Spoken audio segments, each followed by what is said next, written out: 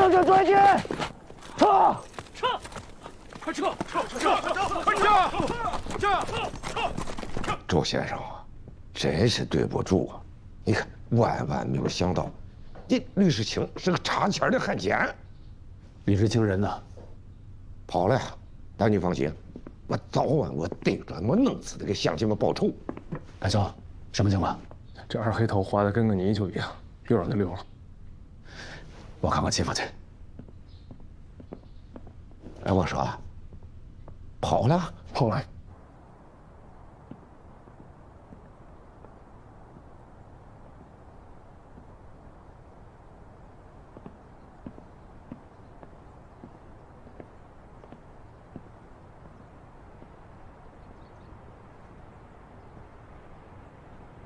秦风，哎，周书记，我知道你的心里难过，节哀呀。哎，谢谢。你是一区之长，现在正是部队和乡亲们需要你的时候。啊，我明白，周书记，我会控制自己的情绪的。我去跟俺娘告个别。好。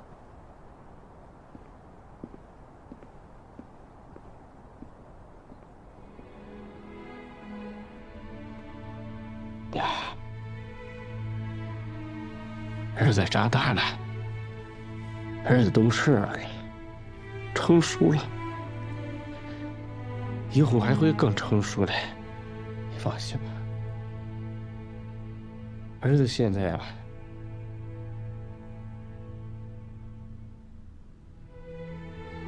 找到了自己要走的路，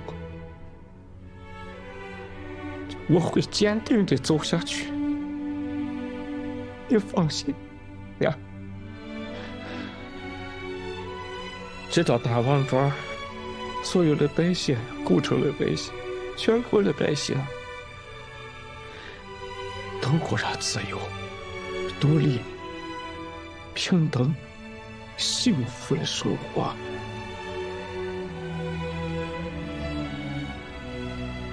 会有那一天啊！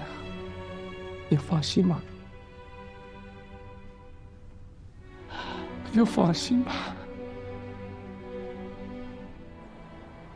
政委，这个计划我同意，但在执行上我有不同意见。我虽然是副支队长，但分管作战。要是我在，我会以我们为主，让115师大配合。主意关系都是我们的，为什么让他们吃肉，我们啃骨头啊？当时情况比较紧急，乡亲他们要马上调到外线去作战，正要寻找打击目标，我们以后找他们联络就困难了，所以我就临时做了决定，我兼任支队长，应当临机处置。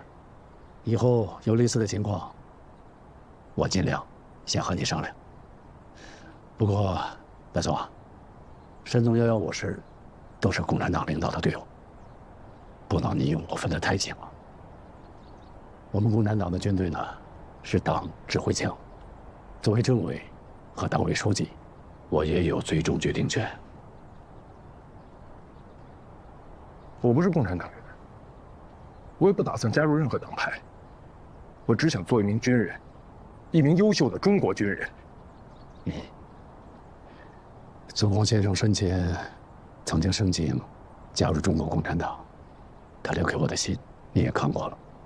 他希望你和朱梅跟随毛泽东同志，跟随共产党的队伍。这件事以后再说，开会了，部队等着命令。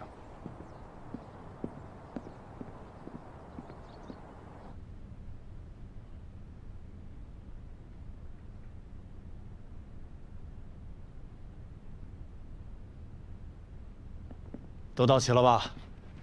齐峰啊，周先生，哎呦，齐峰，没事吧？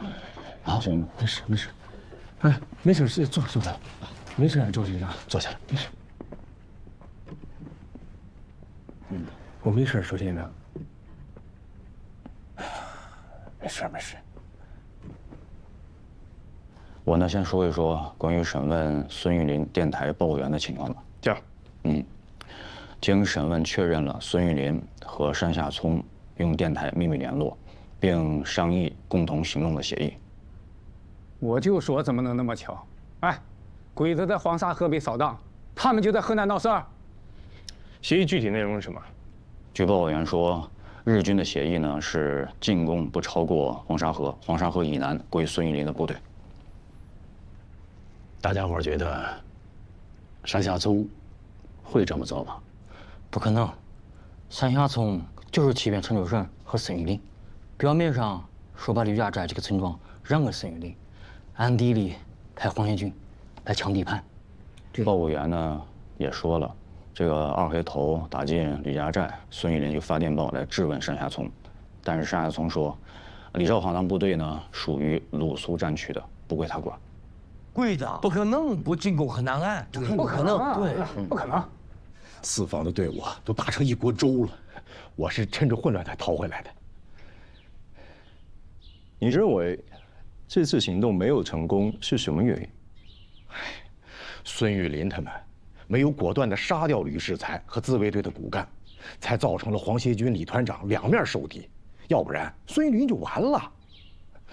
即便如此，李团长的队伍还是占了上风，可惜啊，这挺进支队和联庄会来得太快，这一来，李团长是以1敌3，那当然撑不住了。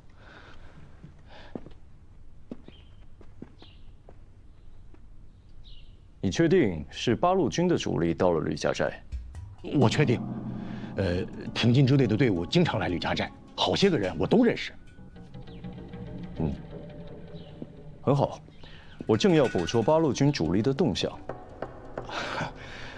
山下太君这个计谋肯定很成功，不管谁损失，对于皇军来说那都是好事。李团长的损失是好事吗？当然是好事了。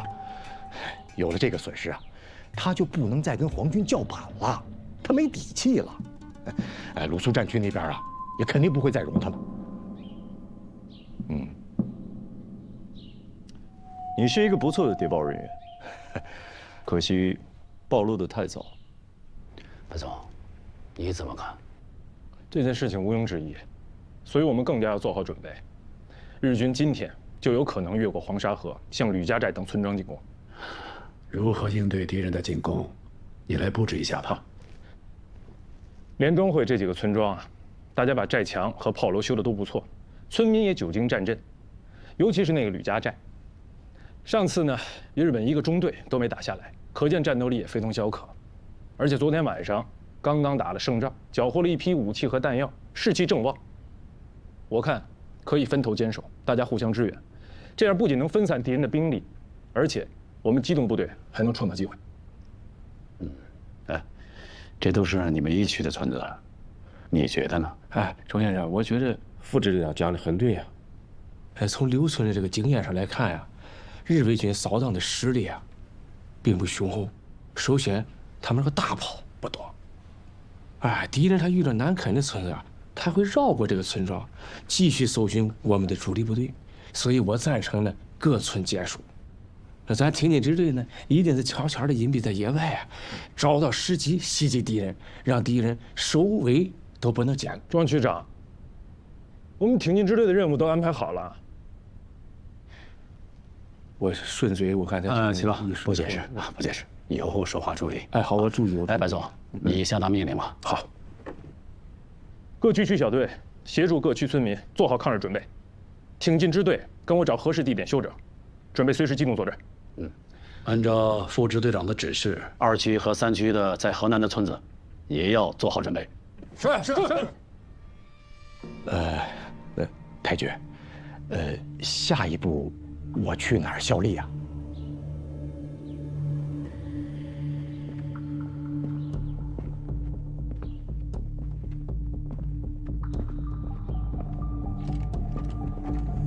你去便衣队当个副队长。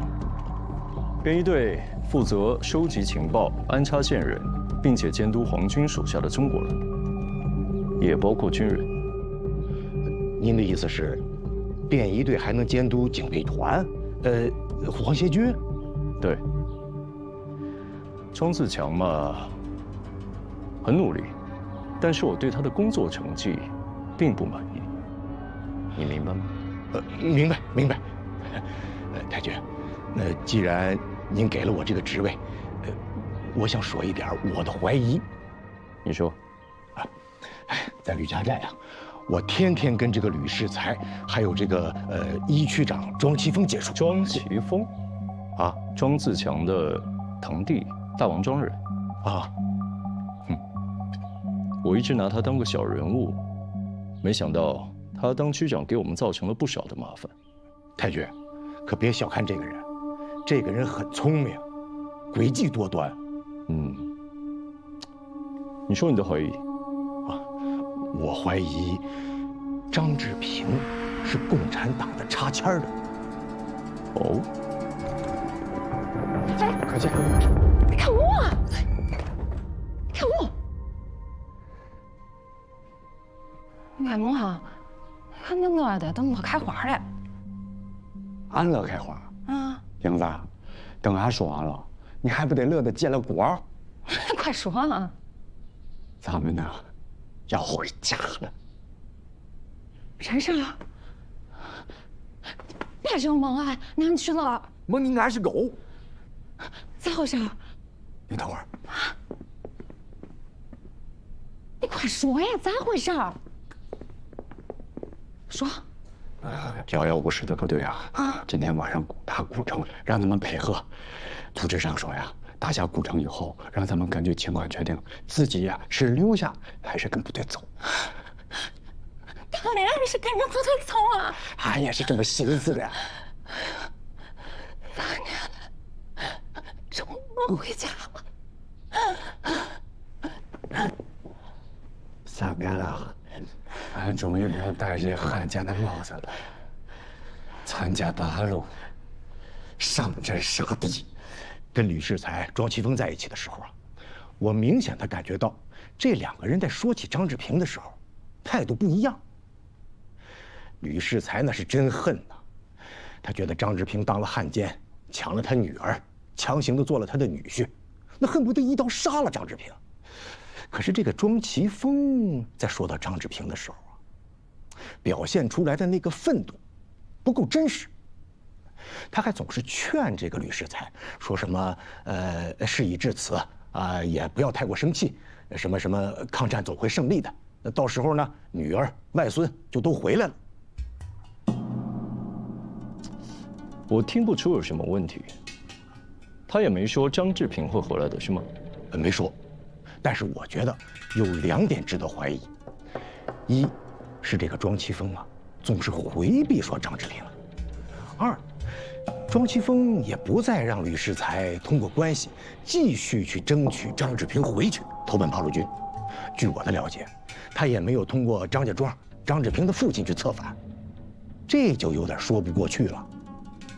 要么张志平是铁杆的忠于皇军，没法做工作；要么就是这个张志平已经不需要再做工作了。很好，你分析得很好，我会非常重视你的分析，但这些话到此为止啊，我需要更多的证据。明白。我给你写一封信，还有任命书，你拿着回顾城找黑木少尉，让他带你去便衣队上任。城里的便衣队由你调动，如果发现张志平通共的证据，我允许你先斩后奏。好。太君，你要是向河南扫荡，一定要先拿下吕家寨。只要拿下吕家寨，其他的连庄、会村都会服软的。好，我知道了。好，俺真的舍不得。别舍得了，免得被人看出来了。到时候带上孩子就行了。你放心吧，我也要被人看出来。行，俺呀是偷偷跑回来告诉你一声，俺还得回去安排一下，争取啊把部队给带出去。两个月还等着俺小心呢。俺等着你。千万别被人看出来了。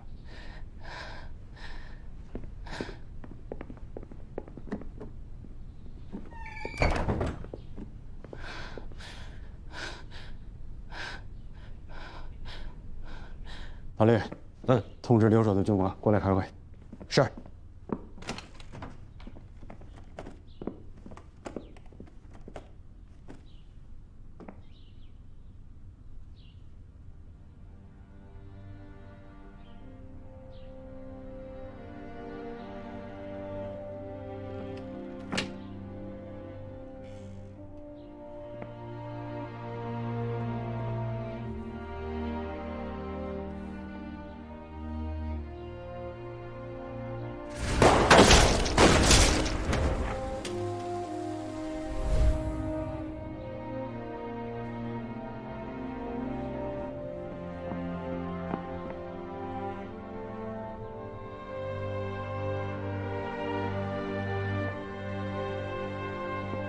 团长，军官们都到了。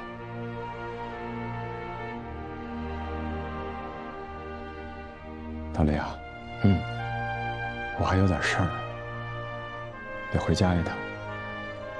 你跟兄弟们说，这个会晚点开。是。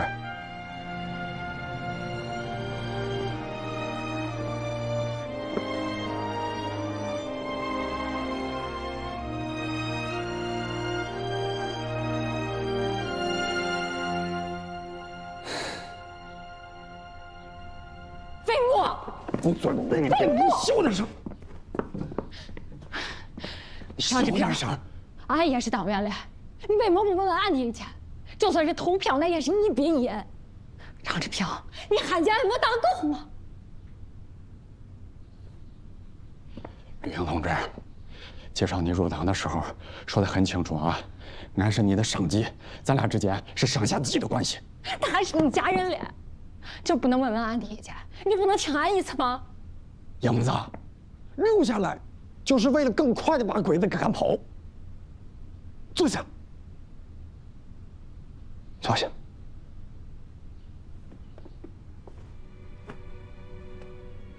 俺就是想俺爹来，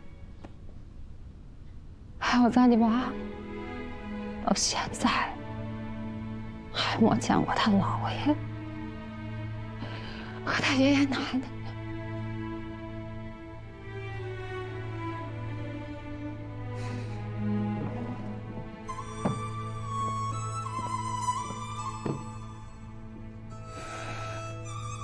英子，你听俺说啊，组织上这次攻打古城，不是为了光复古城，而是为了打击敌人的扫荡。所以日后啊，组织上还得需要人在古城做地下工作。你好好寻思寻思。冯继、李勤，他们为了养活咱们，主动牺牲了自己。他们是为了给组织上留一颗重要的棋子，可以让这颗棋子在关键的时刻起到关键的作用。你就说这次八路军攻打县城，要是没有俺给他们提供敌人详细的部署，帮着他们解决顺利入城的问题，那是真知不道要多牺牲多少人呀！英子，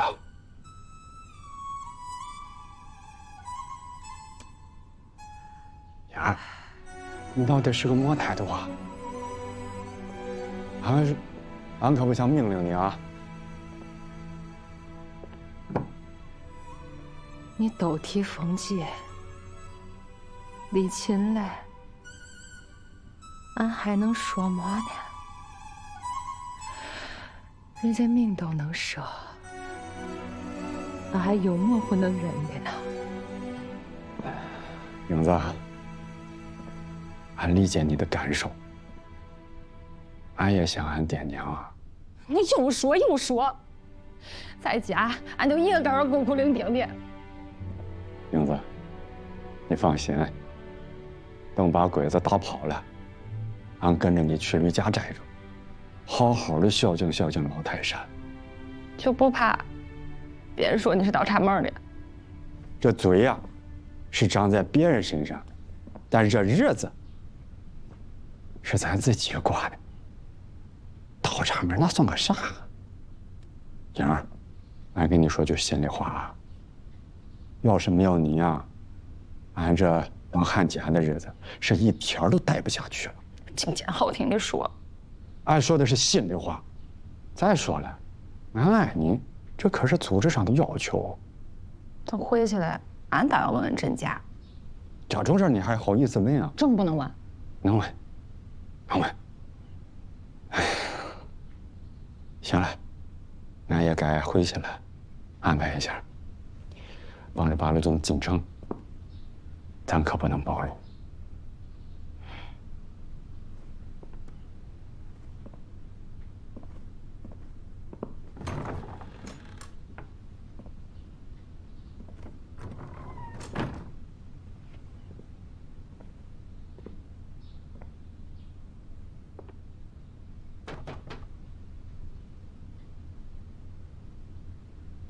去吧。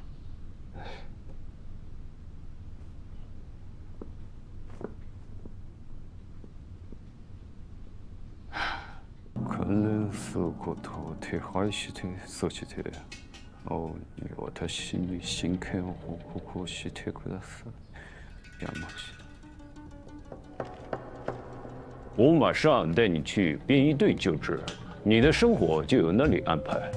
你还有什么需要帮助的吗？没什么了。我就是想去拜访一下张团长和张夫人。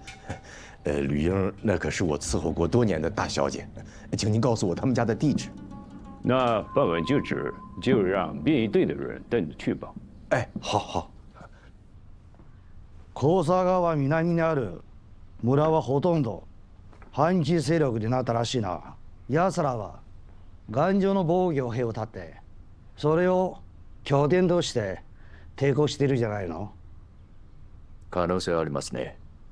反抗する場合は一応攻撃を行い、敵がいなかったら迂回して前進します。敵を包囲し、戦車を備えた部隊が支援します。いい考えだ。ところが、両団の情報によると、八路軍の115師団の独立隊隊は、すでに我ら相当して地域に潜入してある。掘り出して潰してやろうと命令あったが、なるほど。ならば、とりあえず、挺身地帯、片付けろ。はい。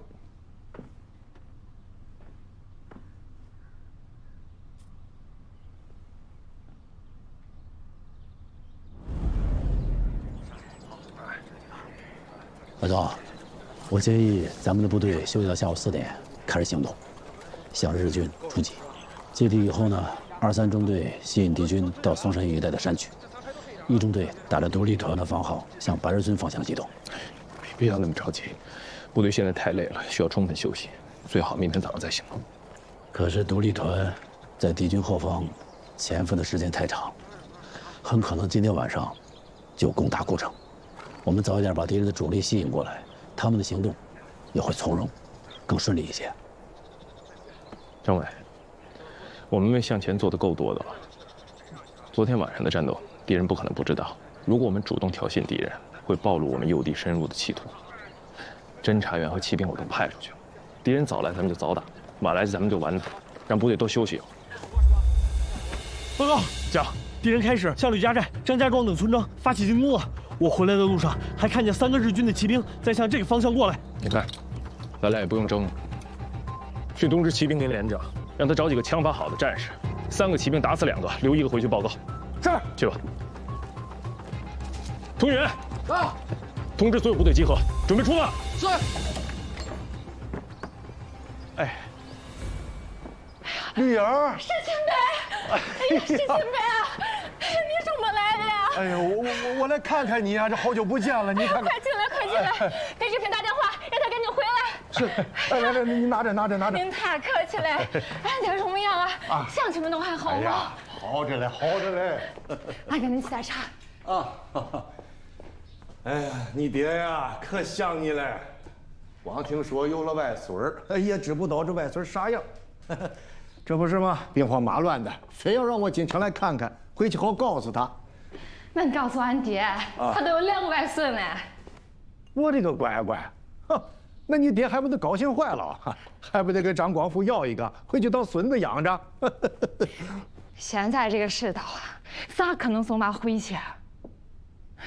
哎，你们两个怎么也不想个办法回去呢？啊！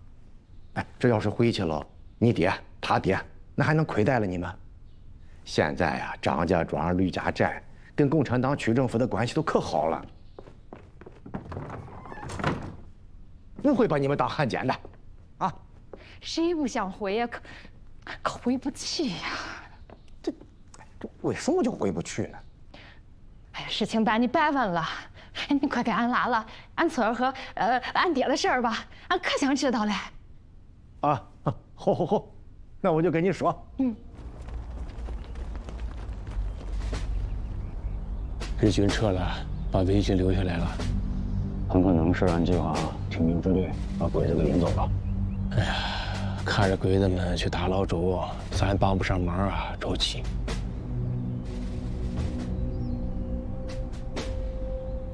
我看这伪军啊，似乎只是在监视我们。但咱晚一点再想个办法，带着徐小队啊，支援下老周他们，哪怕在背后袭击一下日军也好啊。好。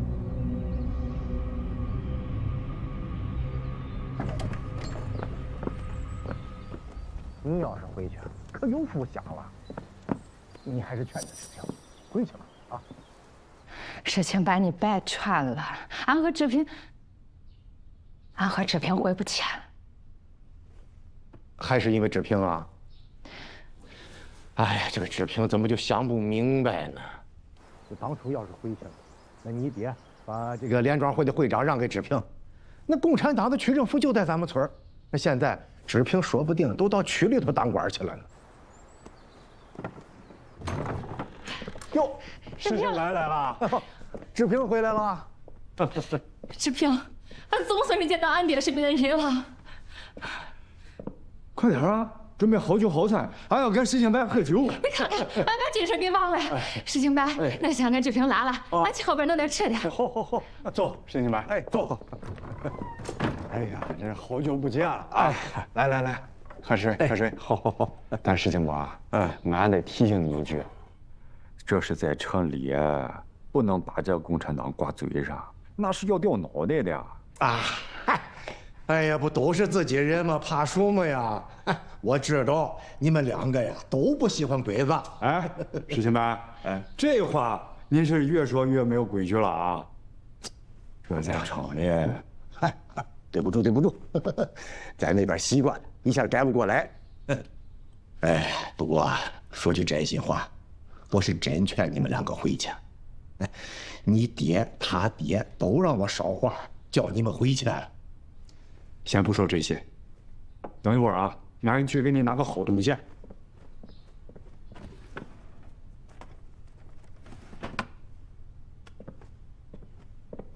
石青白，来颗好烟瞅瞅。好。哎。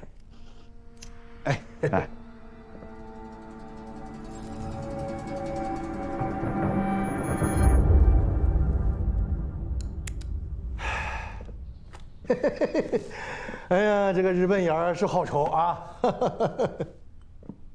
哎，石青白，这皇爵在那边正扫荡，你是怎么过来的？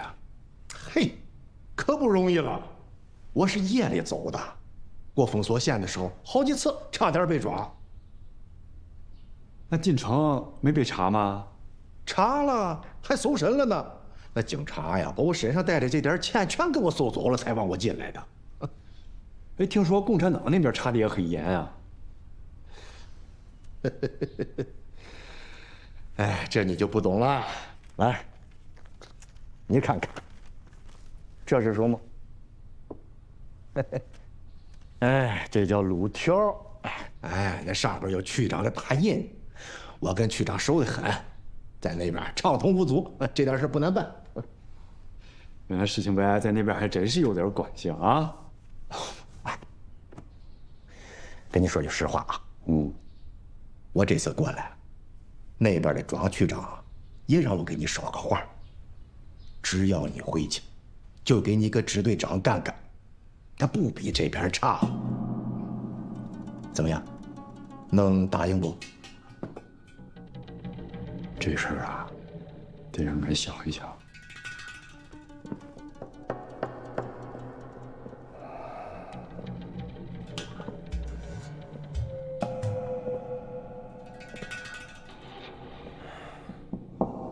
徐金宝，哎，俺有个事儿得跟你说一说，啊，这事儿啊还只能出我嘴，进你耳。啊，你过来，俺小声告诉你。哎，好。你说，这事儿啊，你是共产党派来的？那别你了，别，张团长，你别误会，我是山下太军的人，那个黑幕也可以证明。哎呦，我就是过来试探你。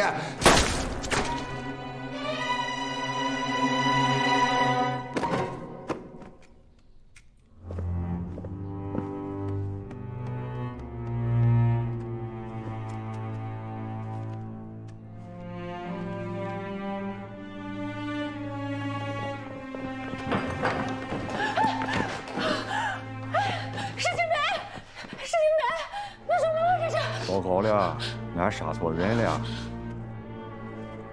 他是编译队的。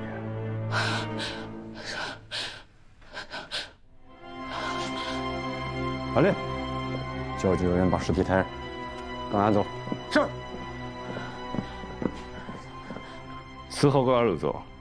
山下長官には陽性生と言われる諜報員がいて、町にいて死夫婦隊の夫婦隊長に任命させた。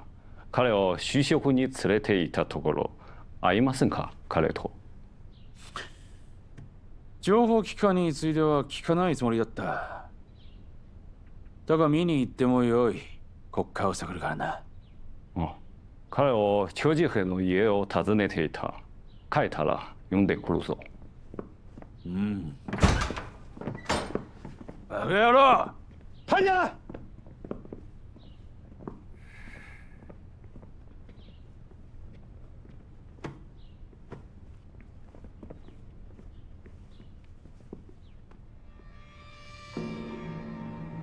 你们日本人要是怀疑我，可以撤了我，毙了我也行，没有必要3番5次的试探我。黑幕，我是不是跟你说过，再有人劝我投八路，我当场就毙了，是不是？这个吕世清今天啊，拿着共产党的路条劝我投八路啊，我没废话，我把他毙了。但我没想到，我在他身上又发现了这个。夏野军，我不知道该怎么办了。我要是不理他，他就得说我投八路；我毙了他，我杀了自己人。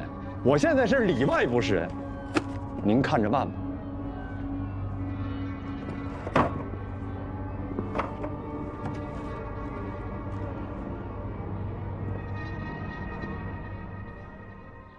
嗯。拿着这个东西去找江团长，你不误会吗？哎，彼にこんなものがあるとは知らなかった。我怎么会知道他身上会有这个路条？那个样了，想起专职上的事情，牵连多少人，最后证明全是胡闹。管好你的人。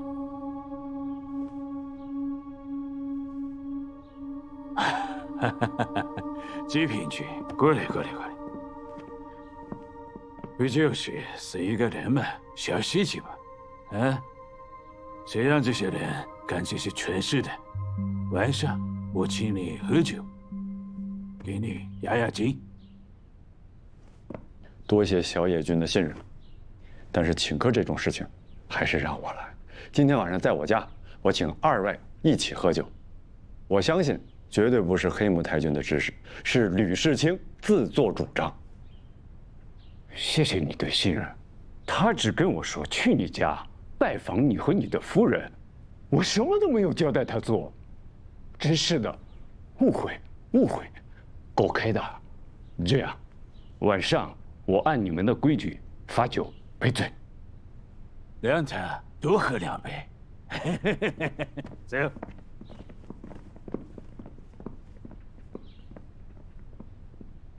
哥俩好啊，自己发财，不回首啊，发平。输了，喝酒。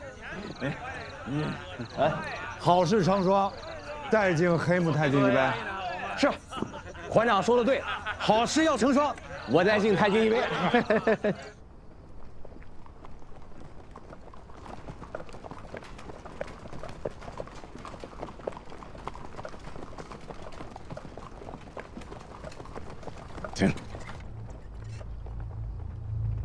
敢再来，我打死你啊！说吧。俺们是兵站的，去前线送物资才回来。把材料都要回来。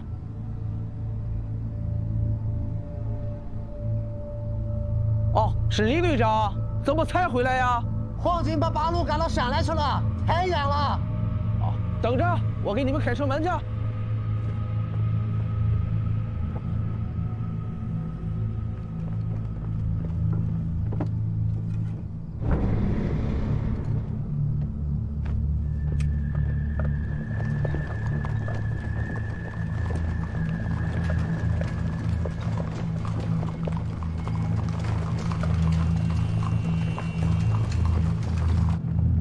哎，太君，哎，太君，哎，来，喝口水，太君，哎，来，哎，喝口水。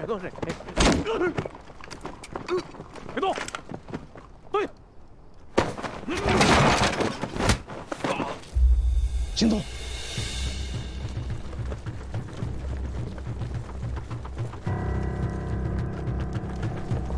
别动，往前方向，快点动。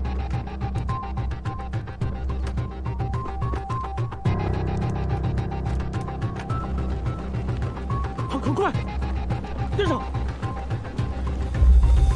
向团长，李教员，还有一句话，分头行动。去荣公馆，还有大汉奸家的，跟我走，走。保护好刘教员，团长放心。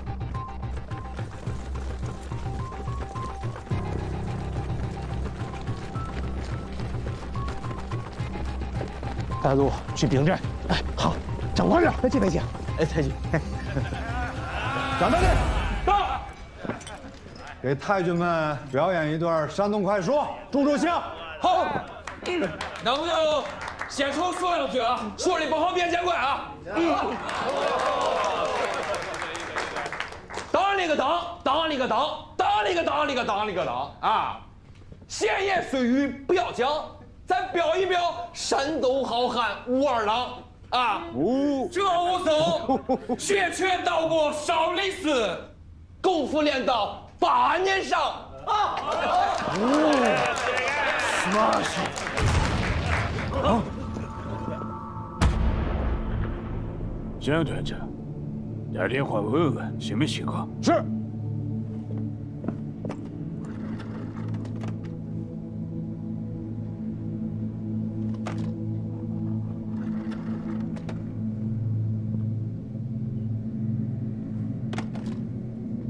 电话线断了。全ただしに不署に戻れ。团长，去看看嫂子孩子。不用管他们，他们能保护自己，保护太君。是，太君。外面太危险了，安全起见，让士官先走。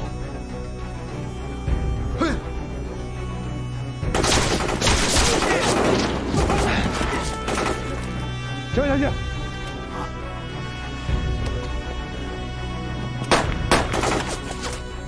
上去！哎，混蛋！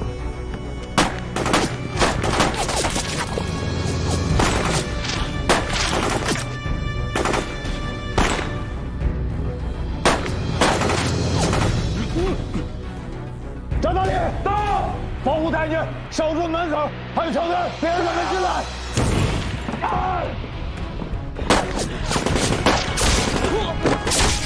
手机，小李太君，外面太危险了，不能出去。好きよ、いつに戻るんだ。危ない，还是你吧，他看还是小队长，走就出去了。小李太君，快走！哎呀，这个臭小子！李连长，哦，差不多行了，再装飞车呀！啊，赶紧撤离。在，还有剩下的物资和弹药全部销毁。在，哎，那手上能拿的，身上能装的，尽量装，明白吗？明白。哎，同志们，出发！丁政委，我建议啊，在这个鬼子没有摸清我们的动向之前，趁着这个冲天联队的主力离开益州的时候，咱们连夜打益州，咋样？我同意。好，同志们，打益州！是。谢谢太君。谢谢太君。你没事吧？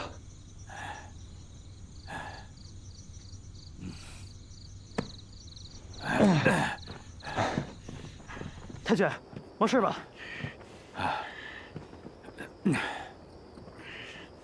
枪声停了，我要回去。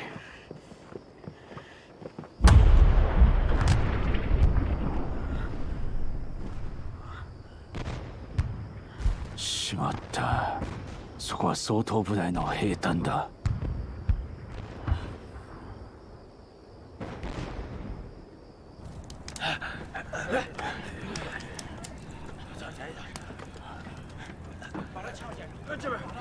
各部，抓紧时间修筑工事，送提弹药，清理敌人和我们烈士的遗体。敌人马上还会攻我们。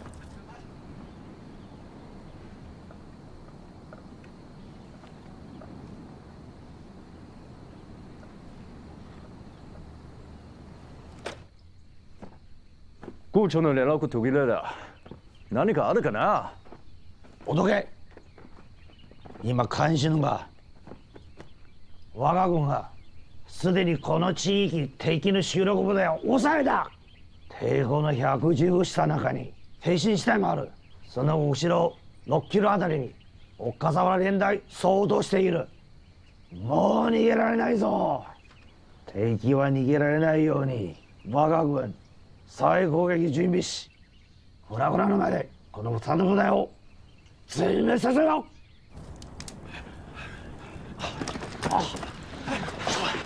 政委，范总，没事吧？你那边情况怎么样？还好，敌人一直把我和3中队当成药物室的中立打，现在还有5多个能战斗的。我看敌人集中兵力在攻打你们，就派人支援你们了。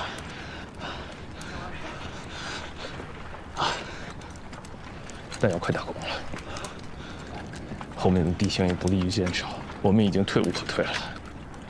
坚持到今天晚上，我们必须分散突围。城里那边怎么还没动静？我估计相对他们已经动手了，只是鬼子现在还舍不得放弃对我们的攻击。好攻します。好嘞。黒木、なんで来た？昨夜、敵の主力部隊は工場に攻め込んだ。留守部隊は全員戦死。警備の4中隊、救護中隊、警察部隊は搬送し、総統作戦の臨時兵隊も爆破され、武士を全てを失い、軍用無線機と郵便局も。その話。校長殿、敵はもう撤退した。小野大尉と長次兵は残りの兵力を集まって防空に投入した。今、支援してほしい。敵の人数、番号、どこにいた？敵は1000人以上と推定されて、115番の同立部隊と挺身したの強盗作戦だ。今、行方不明でした。あれね。お前ら追いついていけんの？我が軍は本して何者だ？村田長官、私は調べたけがみんなそう言います。調べたって？お前は戦場にいなかったの？とんでもございません。小野大尉と長次兵も見てなかった。この件についてはまた報告します。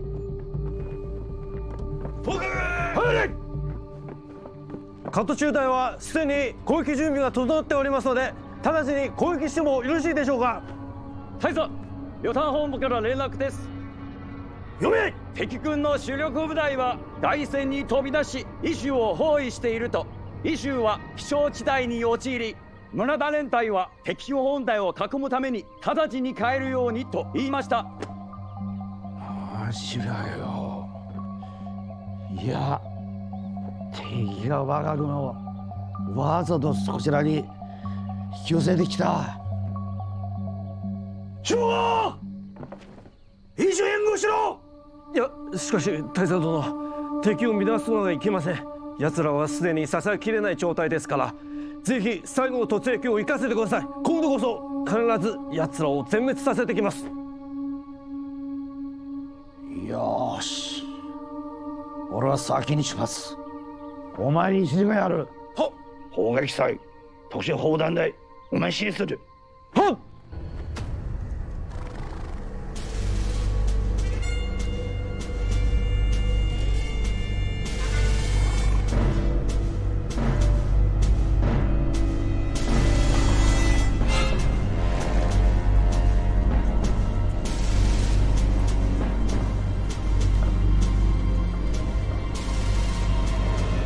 现在怎么没有火力准备？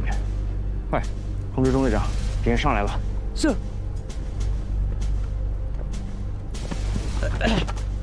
么情况？鬼子上来了！注意应变，把鬼子放进来打，卷死他！放松，坚持一下。放松，没事的，没事的，同志。没事了，放心，我在政委，坚持。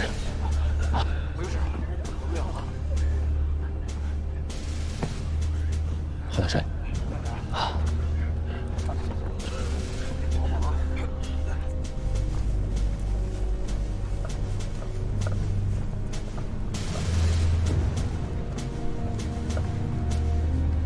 マスク用意。はい。部队，迎宾。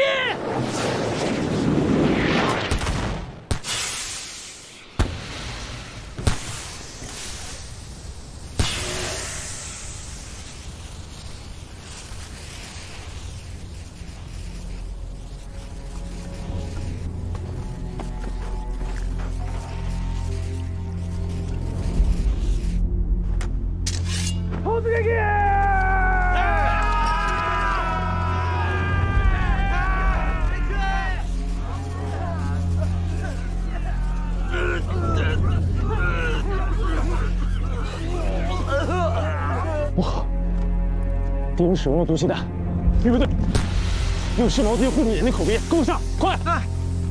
卫生员在，给我准备湿毛巾，救助前沿阵地的朱子德同志。是。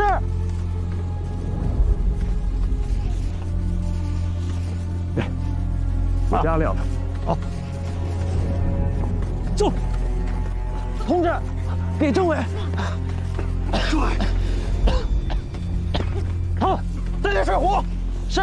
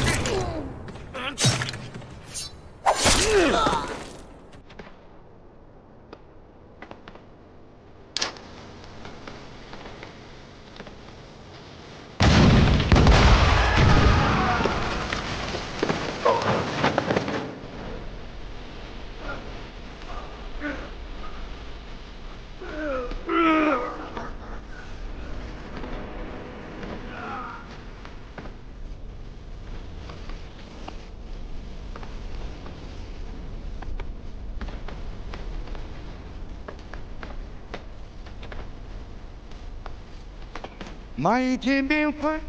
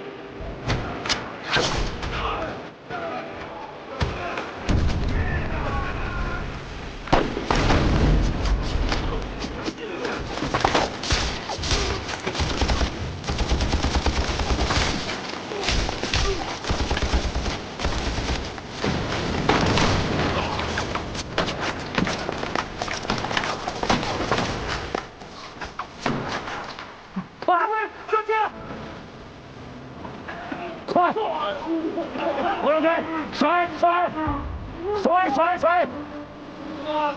快，不让，甩！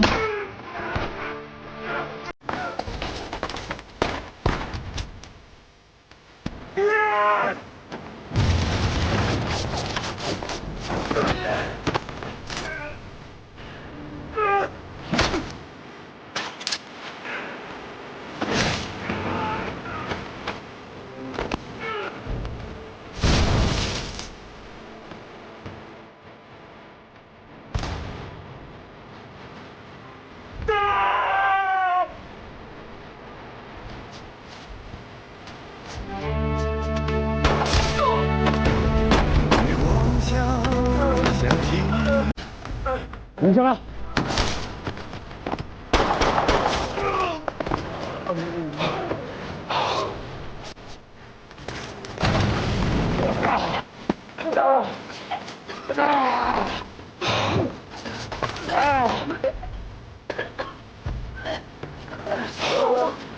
救我！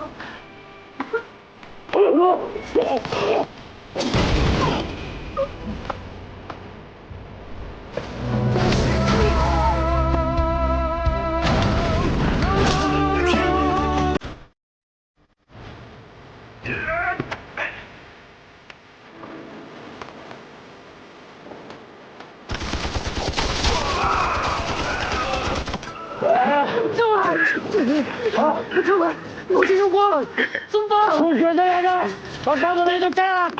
是。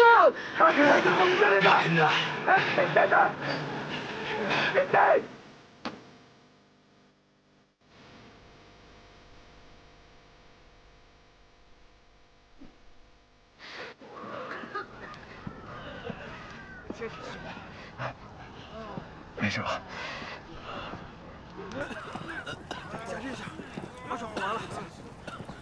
各单位，找些清水清理眼睛、口鼻。是。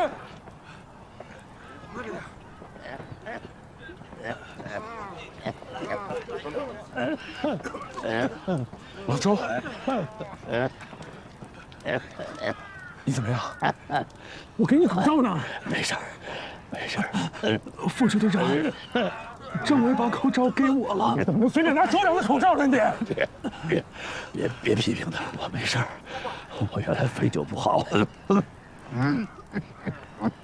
副支队长，副支队长，讲，报告副支队长，山下日军全部撤退了，返回现任方向。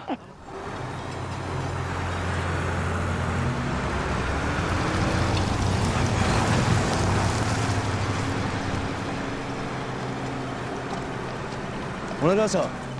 徹底的に敵を照らさないで実に肥やし、敵の牽制を待たるからすぐに回復できるんです。いや俺は旅団の命令に従わないと。俺はキーピー隊を連れて戻ってもう一度その中隊を休暇していただければ、奴らの今の緩みを利用して緊急かけ徹底的に対応します。いい考えだ。敵今回人は少なくない。やつ戦力もある。奴らの一部だと思う。まず殲滅すべきだ。さあ山田、お前に200の中隊任せ。でラージで連絡し合いましょう。はい。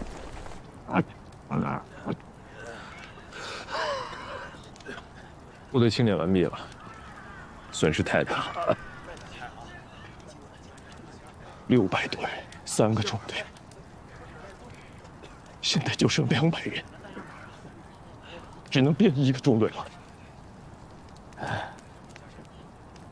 武器弹药也剩不多了。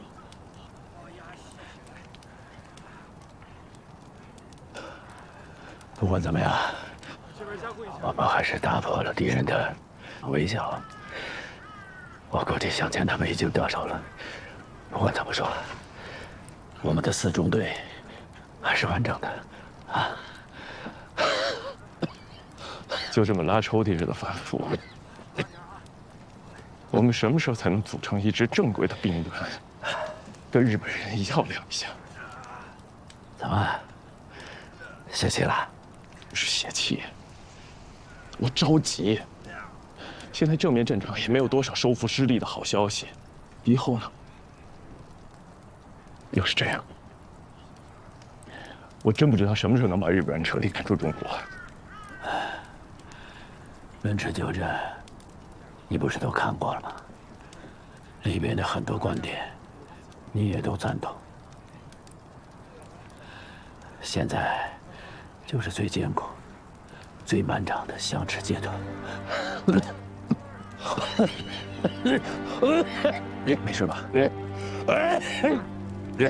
卫生员，卫生员，别叫卫生员，我的肺本来就毛病，他们没有药，干着急。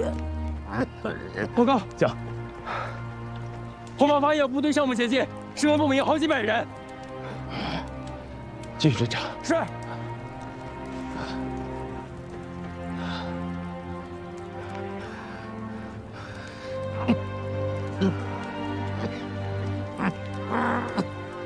兄弟们，向后方做好战斗准备。敌人这次是真的撤退了，我看应该是被独立团给打疼了。我现在就是在担心老周啊和白松他们怎么样了。你是担心敌人达到了作战目标而撤退的？我看不像，他们走得很匆忙，而且日军没有乘胜来打咱们。但愿挺进这边安全吧。还加上，我今天晚上想带着一个骑兵班去一趟松山峪找老周，我想给挺进支队啊送一点煎饼和草药。好，我跟你一起去。咱先把这边工作安排好。王玉他们啊在救治伤员，于世才也受伤了，我得看看他先。你在这儿负责吕家寨的防务，晚上咱一块儿行动。我估计到了晚上啊，鬼子不会行动了。好。部队跟上！你们2支小队分散警戒。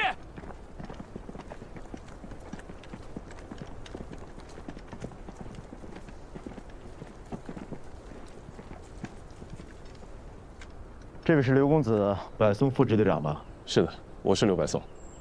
我是27师师长季梦龙。幸会戚师长。这位是我挺进支队的政委周密，你好，戚师长。周县长你好啊！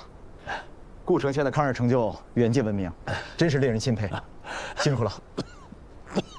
你这咳嗽，原来这肺就不好，被鬼子毒气弹熏了一下。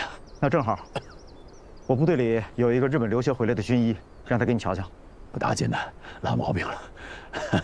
季师长，来我们防区有何贵干？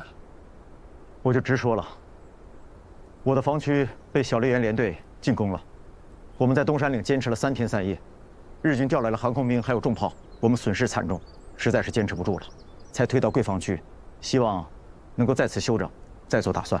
你一个师有3000多人，附近还有孙玉林的1000人，怎么能把防区丢了呢？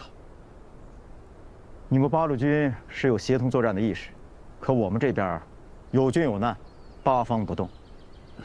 日军进攻我们的时候，孙玉林的部队就在日军的后方，他只要做一点的战术动作，我们的压力就会小很多。可是这个王八蛋不但没有动，还主动联系日本人，说能够接受收编，他要当汉奸。戚师长，我们现在也很困难，我们刚刚打跑了日军的村田联队，现在部队损失严重。我们根据地也就在山区这一枪能够打到头的地方。贵军的战斗力真是让人钦佩啊！有机会一定当面讨教。百松副支队长，周县长啊，我们现在真的是非常困难，战斗人员800人不足，还有100多都是女眷跟孩子，我们已经是走投无路了。啊，可是白总，要么这样吧，让齐师长他们暂时安顿在松山峪，我们回白石村。可是白石村的防御条件远不及这里，我们部队损失严重，万一日军要是……白石村的地形我们熟悉，而且群众基础也好，提高警惕，多派巡逻队，及时发现敌人的行动，我们还是有办法的。齐师长他们不熟悉地形，还是把松山峪让给他们吧。这个感谢贵军，感谢贵党县政府的大度，你们为了抗日，真是不分彼此。等我安顿好，一定当面致谢。好。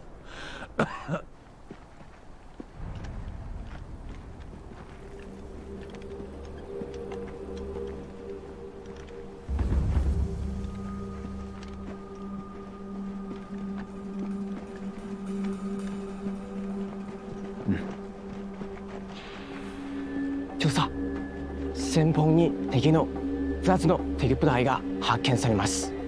2つ？1つは天津市での戦闘で200人以上です。今は白石村に向かっています。もう1つは小笠原連隊の包囲村から逃げ出した中継軍で800人以上があって多くの家族や子供を連れており松山峪に向かっています。ここまでどのぐらいのか2キロです。2キロ？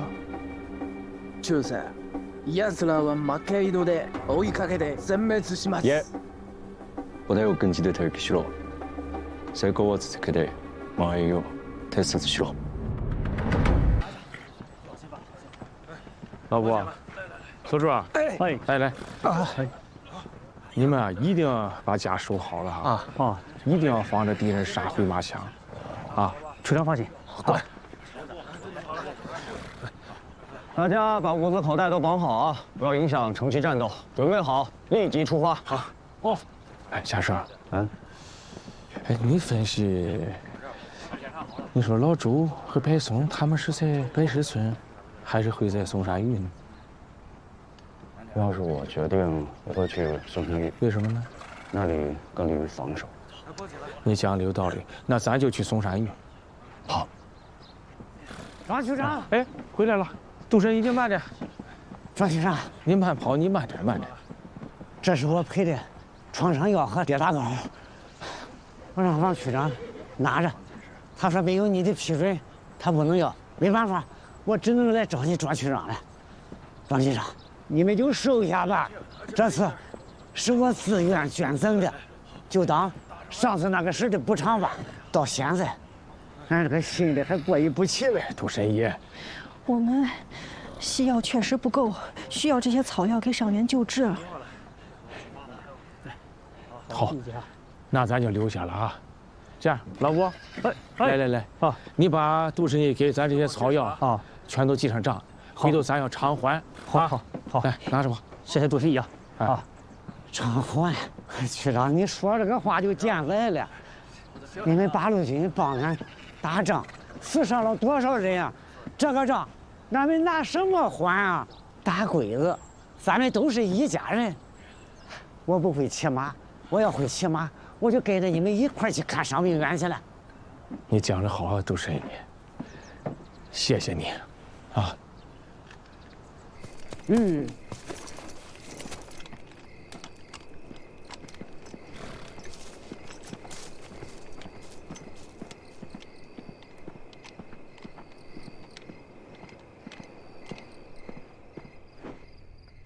就是さ、白石村も合意しました。村の西と南2つの工事に敵の班が1つがいる。攻撃部隊準備をされました。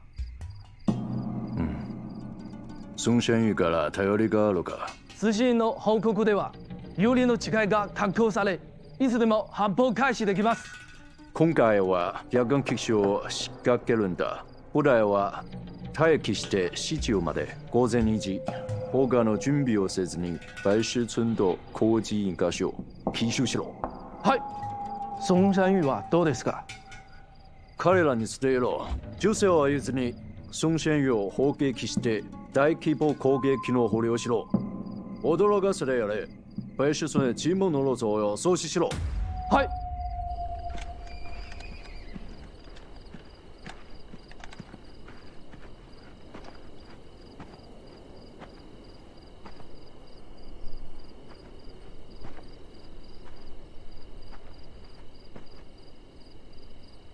这侦查的人怎么还不回来啊？王爷，你急什么呀？你不把敌人情况摸清楚摸透了，你贸然进村那是很危险的。这敌人都走了，咱不是看见了吗？兵不厌诈，这鬼子是很狡猾的呀。你呀，你跟我是一样啊，看着再多的兵书，也当不了将军。哎，看人家是。人打仗的时候比谁都凶，你看人休息的时候比谁都镇静，哎，这是大将的风度。啥大将风度？这就是没心没肺。挺进支队生死未卜，谁能睡得着？也就是他。别在我背后说坏话。你看，你是装睡的，这好话坏话我可都是当你面说的。装睡干嘛呀？随时休息也是一项技能。等良心作战，你就知道了。我这样才能熬不垮。学长、队长，有情况啊！峪口小高地上发现鬼子兵，多少人？有5、60人，还有一挺重机枪和6个子弹筒。我俩从山上去侦查，山顶上倒没有鬼子，两侧各有国民党的一个排驻守。听他们说话是齐梦龙的部队。齐梦龙的部队在村子里啊？在，我从山上看的，村里有不少齐梦龙的兵。打着手电，提着马灯来回走，还有家属和小孩。你们俩确定两侧的山下没有鬼子的埋伏吗？没有，没有。家生，这个很奇怪啊，这种部署，难道他们发现的是鬼子的先头部队？小张，你看鬼子在干什么？是个什么状态？除了几个放哨的都在睡觉。这也不是临战状态啊，说明他们不是在等待大部队的到达。像是有了别的既定任务。地图。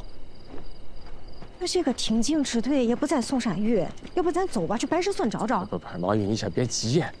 齐梦龙也是抗日的，我们就这么走啊？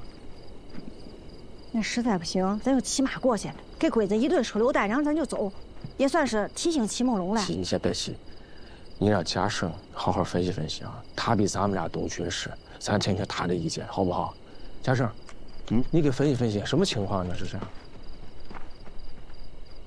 我担心，这是鬼子作战部署的一个环节，真正的目标不在这里，也许就在白石村。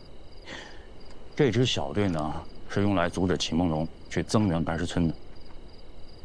你有什么想法？如果敌人的目标真在白石村，那咱们挺进支队还有敌人的主力一定在那边。从这边敌人休息的情况来看，他们早就进入阵地了。而且白石村也肯定被包围了，他们只是在等待一个合适的时机开始行动。我们这10几个人打过去，能帮挺进支队早点警醒，但不可能帮白石村解围。简单的说，敌人要怕什么，我们就得干什么。家生，你的意思是说，我们先去救齐梦龙，然后让他去救援白石村？对，区长一点就通了。从敌人的兵力部署来看，他们的兵力并不充足，所以才只布置了一个家庭小队来对付齐梦龙。只要齐梦龙配合我们的行动，那么敌人的部署就会被打破。那他会帮助咱吗？之前遇到敌人，他可从来都没帮助过咱。这个呢，我也说不准。但与其我们跑到白石村打，提醒挺进支队，不如在这儿打，挺进支队也能听见，而且敌人打下了白石村，也不会轻易放过齐梦龙的。这点利害关系，他应该是明白的。家生分析的非常有道理啊！你想啊，齐梦龙的部队不到万不得已，他不会到咱们这个根据地里来，他肯定是走投无路了。而且那老周和白松要是不同意，他也进不来。对，所以说他要是把这个地方丢了，他无处可躲了，是不是啊？我认为，2位区长，你们2个骑马快速通过峪口进村。我估计敌人接到行动的命令还有一段时间，他们不会因为你们两个提前行动，所以你们应该能够安全通过。进村后找到齐梦龙，要求他派部队来配合我打掉鬼子的这个小队，同时派其他部队去支援白石村。我带骑兵班悄悄接近小高地的后方，等你们进村20分钟后，我们就开打。你们看这样行吗？就这样办。出发。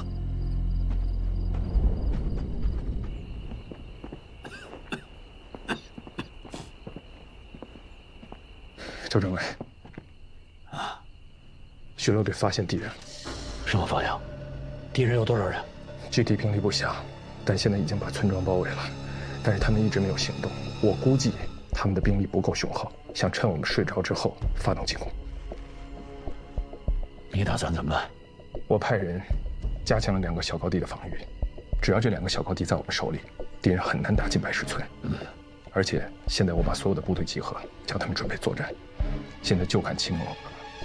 要是他能从敌人后面戳他一刀，我们就能打败这股敌人；否则，我们只有分散突围，趁夜间走了。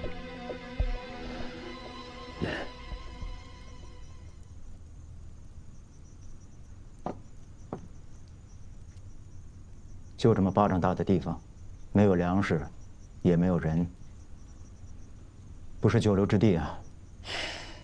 实在不行，咱们也学孙玉林，先到日本人那里找个地方生存下来，然后再考虑曲线救国。要想走这一步的话，我至于等到山穷水尽吗？当汉奸，我齐梦龙怕愧对祖先。这种话你再敢说，老子毙了你！是。报告师长，太太请您回去早点休息。跟太太说，让她跟孩子先睡，我还有事情处理。是。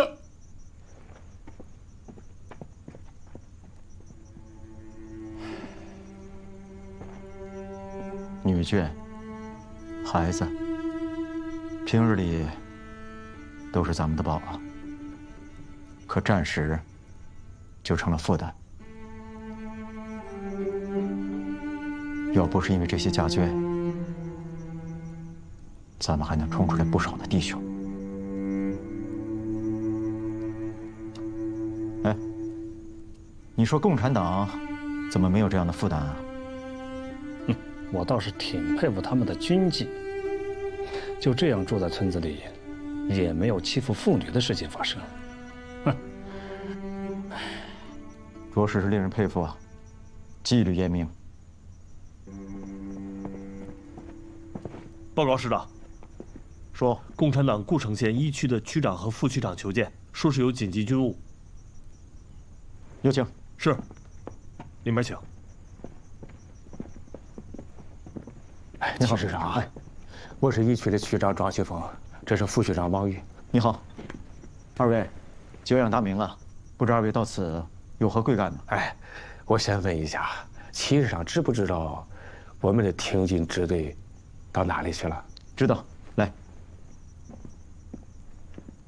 你看，他们现在在这儿，白石村，松山峪是周县长让给我们临时驻扎的。那就好了，那就对了。多亏了周书记啊。情况紧急啊，我就直接说了啊。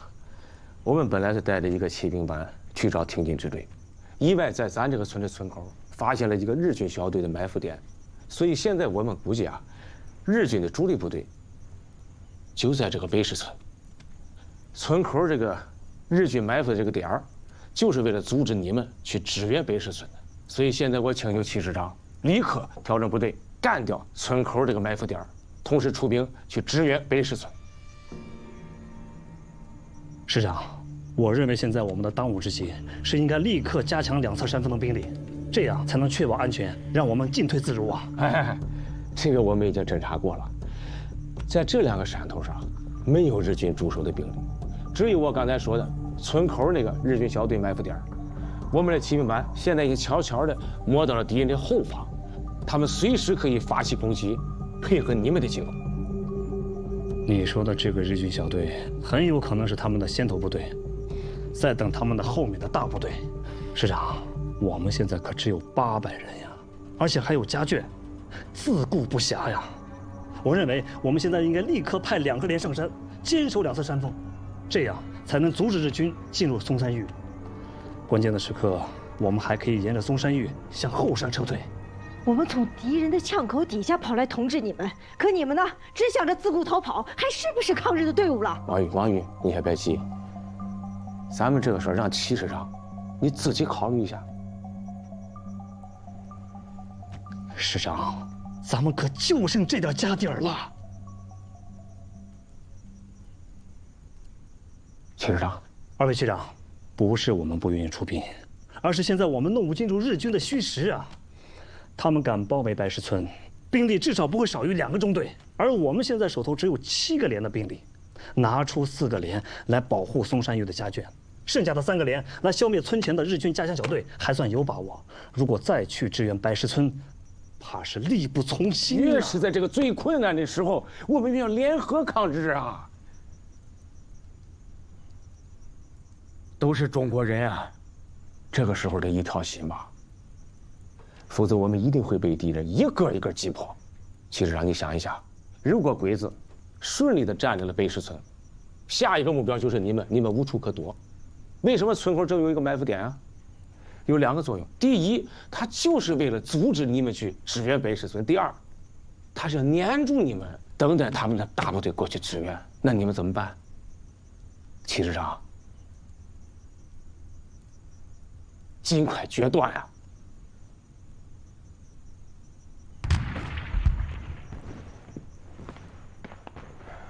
齐师长，你听见了吧？我们的部队跟他们已经干起来了啊！现在鬼子可就在村口这哈。齐师长，别再犹豫了。季风，别跟他们啰嗦了，咱们先去支援加胜他们。走。王岳，王副学长，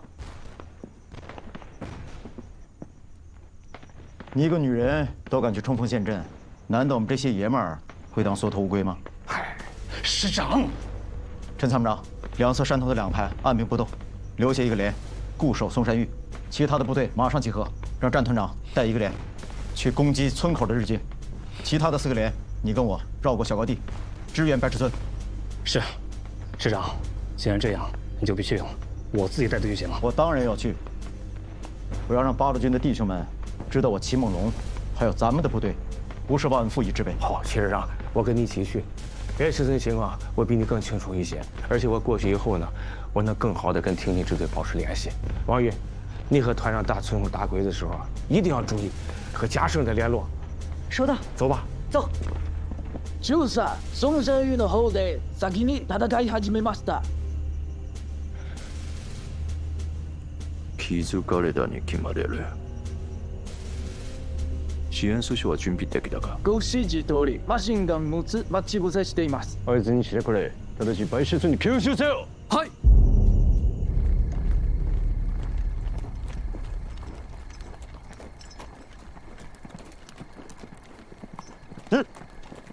卫兵，到。去前面，把庄学长给我叫来。是，走，走。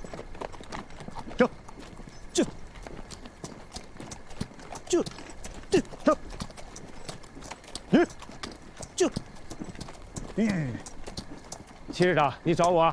庄学长，松山峪已经打仗了，白石村的敌人不可能没有警觉，你一个人走在前面太危险了，跟我们一起走吧。停止前进！什么情况？报告师长，前方遇到敌人阻击，前排伤亡惨重。有多少敌人？人数不多，大概有1个小队，但火力很猛。师长，是不是中了埋伏？埋伏什么呀？周围早都打起来了。我看他们这兵力不足。前面连，排1个排，迂回到敌人后方，迫击炮占领射击阵地，给我狠狠的打！是，所有人集团队，跑步前进！快！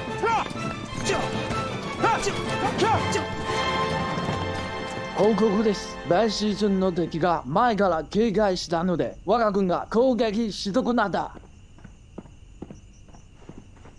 長官、ティモン軍が増援部隊に猛烈な攻撃を加え、小松隊長から応援要請を頼まれました。小松に伝えろ。最後まで戦い、半歩も立ち退くな。はい。酒井。はい。命令別出村の敵を激しく砲撃し、各隊の停滞を支援しろ。戦闘後の方に向かう。はい。子秀。は。旅団長に電報で我の第二作戦計画を指示して、快速部隊を派遣してください。孙玉林、李少棠、杀手库行动开始。以上。协同作战就是不一样啊！这一仗打得漂亮。戚师长，感谢你的及时支援啊！要不然我们只能分散突围，摆脱日军了。千万别这么说，贵军给了我们安身之所，人敬我1尺，我齐梦龙还不了1丈，还个8分还是能做到的吧？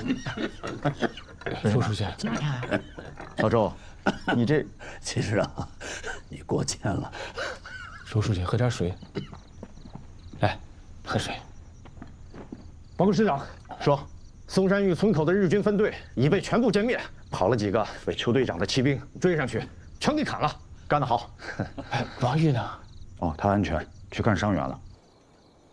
戚师长，我还有一个计划，请您支持。你说，通过跟这股日军交手，我发现他们的兵力只有300人左右，我们消灭了他们2个小队，他们也就剩下200人。以我的追击部队报告说，他们向僧头固方向逃窜。我判断他们想到僧头固固守待援，我想把他们彻底歼灭掉。因为据了解，这股日军的指挥官就是山下聪。僧头固的地形我知道，都是一些起伏波大的小山丘，易守难攻。要是让日本人抢先到了那里，我们很难攻上去。万一他们的增援部队到了，我们会很被动。戚师长，这个地形我也知道，但这恰恰给我们提供了一次机会。我有一个骑兵排。一直没有舍得投入战斗，区小队有一个骑兵班，不知道戚师长您能否再提供一部分骑兵呢？凑一个骑兵排应该不成问题。那太好了。据了解，这股日军都是徒步行军，我们就把这70、80个骑兵派出去，抢先占领僧头固，然后把山下聪阻挡在平原地带。集中所有兵力，用最短的时间把他们全部消灭掉。柏松副支队长，不愧是中央军校的高材生啊！你这个计划，我同意。机不可失，失不再来。詹团长，好，6个连1个骑兵排都交给你，统一听柏松副支队长的指挥，打好这一仗。我向鲁肃战区还有军事委员会给你们请功。是。感谢戚师长的信任与支持，我兵力4倍于敌，这功劳我们答定了。邱家胜，到。所有骑兵由你带领，务必抢在日本人之前占领僧头固。是。周周，周书记，喝点水。你喝点水。周军长，你怎么了？让你保证。周书记，周书记，保证。周书记。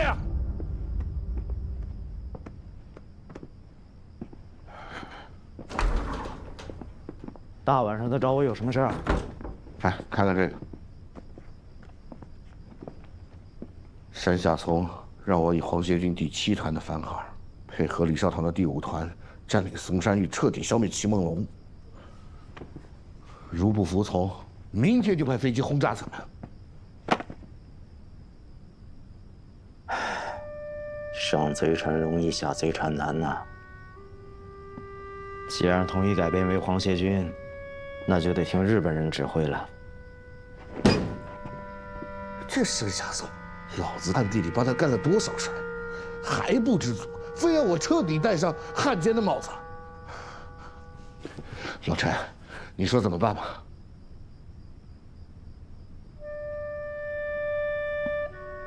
答应他吧。答应他，要不然咱们全完了。不过咱们得留条后路，我不跟你去，反正日本人也不稀罕我。这样，我带着专属保安队的110来人，你再给我700人，我们离开，还是打着新七师的牌子，还跟鲁肃战区领饷。等时机合适了，你再回来。师长的位置我给你留着。行，啊，你离开，我同意，给我留条后路嘛，对吧？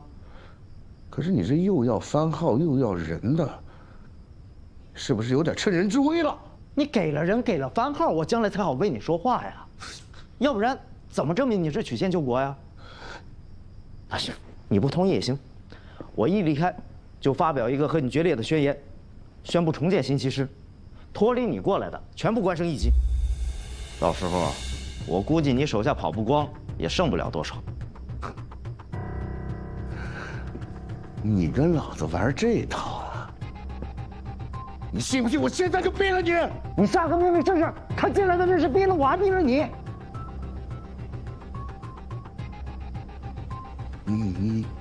你把他们都收买了？收买？用不着那么破费吧？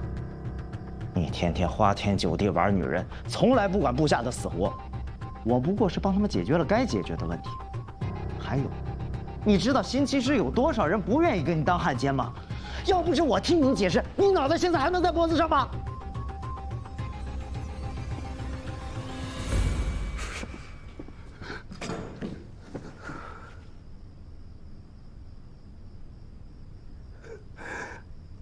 现在这日子，能快活就赶紧快活快活吧。谁知道还能不能看到明天的太阳？行，就按你说的办，啊。对了，你把那几个要抗日给我带走，省得以后在我背后开黑枪。咱们俩也共事那么长时间了，我也替你考虑了。走的人多了，日本人那边不好交代；那走的人少了，国军这边也不好交代呀。1800人，我要700，你还剩1000多，大头还在你那儿啊。老詹，咱们说好了，不管两边谁赢，咱俩得相互照应啊。那是肯定的。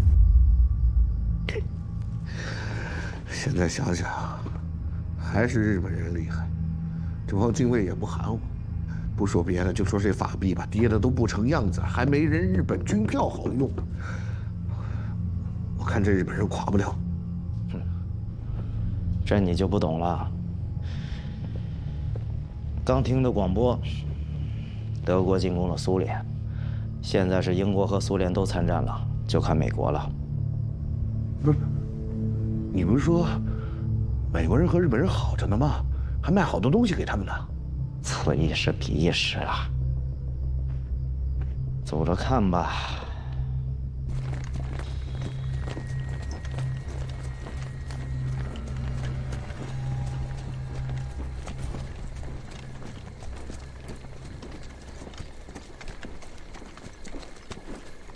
連隊長、敵が迫ってきて、挺身部隊と見物の残党は移動されました。援護部隊は半地完了。命令、素早く戦闘庫へ向かおう。はい。長官、敵の騎兵部隊が約70人現れた。ライフルの射程距離以外で先発部隊を乗り越えた。その動向へ急ぎました。敵の指揮官はよくやったねこのイボ。が運命は変わらんぞ。我々の経過はどうですか。戦闘後の射程外に有利な地形を探してくれ。工事を築き救援を待とう。はい。足で進め。はあはあ。师长，师长，怎么了？孙玉林的部队从前面打过来了。这个卖国贼，他居然公然投敌！他们有1000多人，手里有迫击炮，还有重机枪。我们的部队人数太少，很难守住。他还叫嚣着要让我们投降，接受周边。命令两侧山头2个排，不惜任何代价，给我坚守1个小时。是。留守的一个连马上集合，掩护架舰向后山撤离。是。带上周县长还有他的警卫班，别忘了告诉刘柏松还有战团长，敌人有可能是调虎离山，马上撤到山区。是。敌人放弃占领省头沽了。不光是放弃，还避开了我们的火力。我们在这里对围攻的部队起不到任何的作用。我们赶紧下山去参加战斗吧。虽然说我们在这里不能支援对山下村的围攻，但是我们可以扼守公路。2位局长，我现在非常担心这是山下村的阴谋。先生，你具体给说一说呀。你们看啊，那不远处就是一条公路，这条路应该是通往金浦铁路线的。如果敌人从那边调集快速部队，很快就会抵达这里。而我们呢，要是离开了山区，那敌人一旦进攻咱们几乎是无处可退的。咱们宁可呀，把山下从想的是更狡猾、更阴险才行啊！我之前听向前跟我说哈，派一部分部队啊缠住我军，再用远处的快速部队突袭，这是日军的惯用战术。对。如果这是山下聪的计划，那么他就是打算调虎离山，彻底消灭我们和齐梦龙的部队。李先生，现在又怎么办呀？军事上我们听你的。这个骑兵在山上呀起不到应有的作用，我打算只留下一个班，在下面那个小高地做疑兵。我呢带着大部分人隐蔽下山，埋伏在公路边的树林里。如果敌人真的派快速部队来了，我们就等他们刚下车，立足未稳，冲杀出去，给大部队争取撤离的时间。所以麻烦二位区长下山去找柏松，建议他一旦不能迅速结束战斗，就主动及时撤离。其实北松啊，不是考虑不到这些风险，他就是太想灭掉山下聪，这好不容易给困住，你让他撤出来，这对他很困难。我去说也不太合适，他总是觉得我是一个不懂军事的人，他不喜欢我在这指手画脚。王玉，你去说合适，我觉得效果会更好。白松有能力，也比较自信，但是他聪明，能辨出对错，私下说也许会好一些。这骑兵班你给我留下吧，我在山上坚守，好不好？行，齐峰，我呢跟你留挺机枪，配合我们在山下攻击敌人。好，但是记住啊，看到我们撤离，你们一定要跟上。好。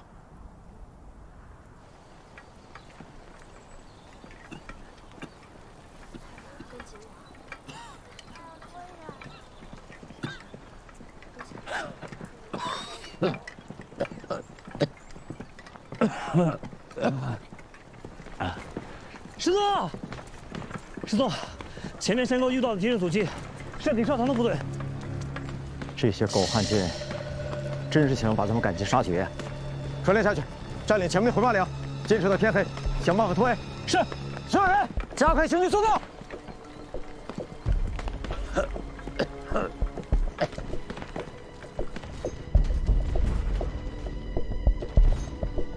派第二梯队上去，一定要把鬼子打下去，突破敌人的防御。出去人，到，打信号弹，干！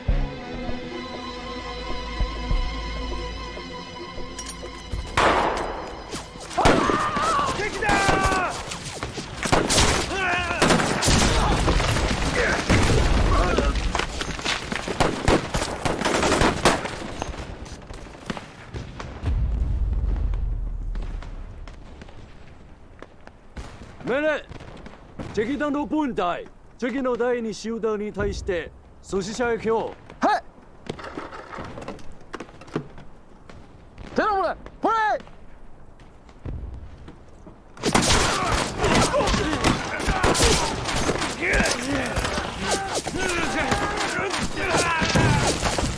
酒井、君の予備隊を派遣しろ。その前に演弾を投げつけてくれ。雷弾か？毒ガス弾持っていますよ。現世の風向きはふさわしくねえ。毒気弾を発射することができない。今演弾なら同じく1個があるかもしれない。はい、かしこまりました。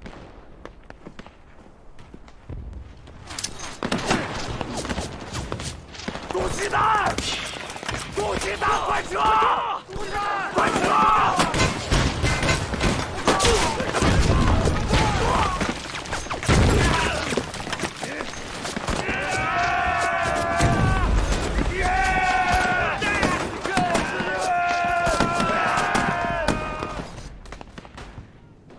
进攻失败，部队退下来了。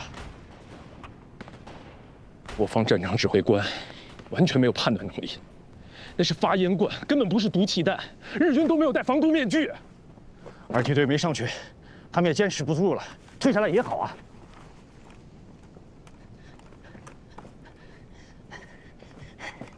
大嫂，王玉，你怎么来了？我有几句话想跟你单独说一下。我现在正在指挥战斗，与战斗无关的事儿以后再说。当然是跟战斗有关。那你就说，我对友军指挥官不设防。那你别因为面子问题不接受我们的意见。我不接受你们的意见就是要面子。快说吧，我还马上组织战斗。我们在森头谷看着地形，旁边有一条公路通往津浦铁路线，我们担心敌军在那边调集快速部队来围攻我们。我们离开了山区，很难组织撤离。如果不能快速的消灭山下丛，我们建议主动撤离。说完了。多此一举，这个风险我早就考虑过了。我已经派了观察哨严密观察那条公路。你回去告诉邱家胜，僧头谷没有用了，叫他回来，带着骑兵队参加对山下聪的战斗。刘副支队长，对方的建议值得考虑啊。白松，真啰嗦！王宇，执行我的命令，这次谁也别想动摇我的军心。马上组织部队，发动进攻。到大西正下。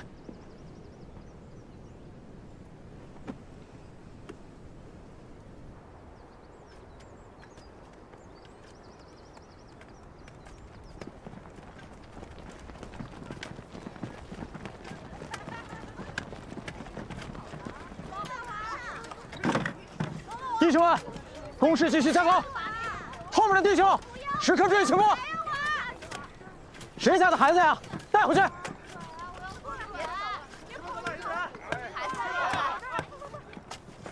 看好他，看好他。周县长，啊，现在这个情况，你有什么对策吗？这两股汉奸之间是有矛盾的。这一点是可以利用的。能不能不喊了？看好孩子，都什么时候了？师座，师座，怎么样？师座，搞清楚了，孙玉林的部队在山前，二黑头的部队在山后，两边都没有积极组织进攻，并且互相戒备。看来啊，他们没有互信。周县长。跟你说的一样。李师长，我是孙玉林啊，我们可是老相识了，都在委员长手下效过力啊。如今你走到这步田地，兄弟我十分同情啊。不如你下山接受改编，我保证你和兄弟们官衔不变，待遇比原来更好。徐师长，你别听那孙胖子放屁！日本人才让他当个团长，他能让你当上师长？你呀，还是过我这边来吧。你别管当多大的官儿，谁能管得着你呀？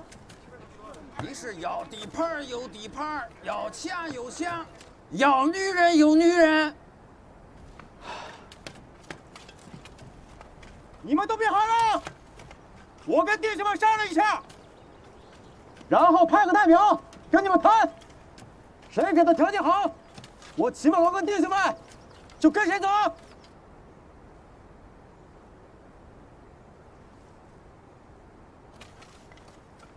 周县长，你们共产党够意思，收留了我跟弟兄们，可现在我真的是走投无路了。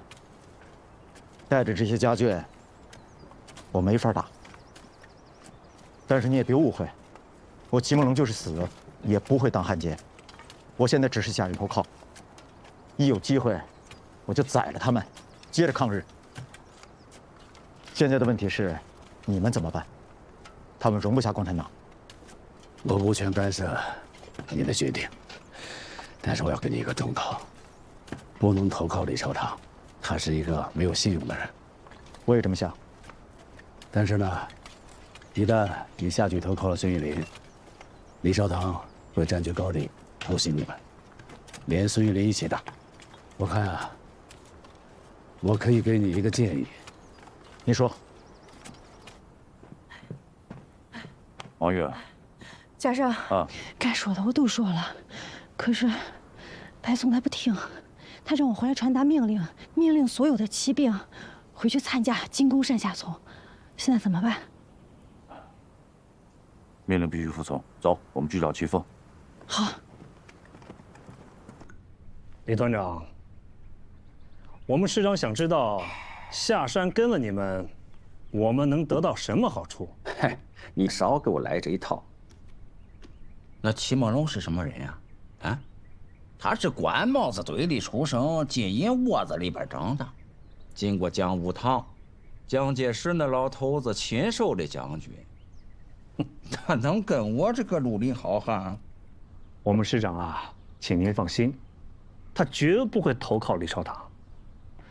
这个李少堂啊，他就是个土匪，毫无信用可言。就是啊。不过呢，孙师长，你要知道，我们要是下山投靠了你，他李少堂肯定会从后面跟上来，占领我们的制高点。我说你们是不是和孙玉林那老小子一起算计我的吧？这，嗨，李团长，哪有的事啊？你是不知道，我们师长最恨的人就是孙玉林了，都驻扎在同一个防区。在我们跟日本人鏖战的时候，这个孙玉林他不但不帮忙，他还背后捅刀子。我们齐师长综合考虑了，他说，先派少量人员护送家眷下来，部队呢坚守回马里。这还需要你孙师长派出部队从山下绕过去袭击李少堂。等咱们一起把李少堂打跑了，那个时候啊，我们才能踏踏实实的下来投靠你孙师长啊。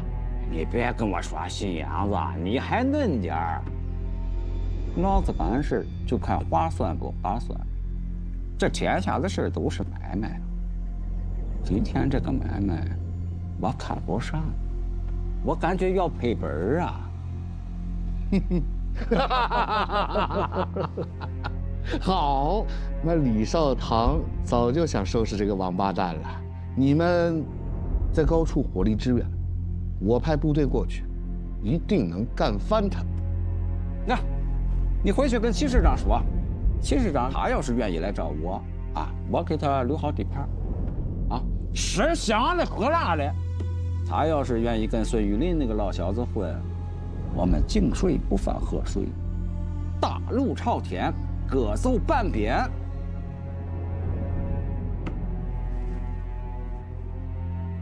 怎么样？我这样够意思了吧？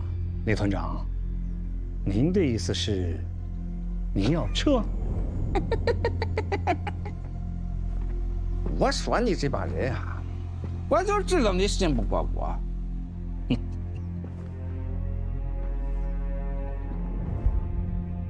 过半个钟头，你派人来看，我要是剩一兵一卒，我李字儿到这儿写。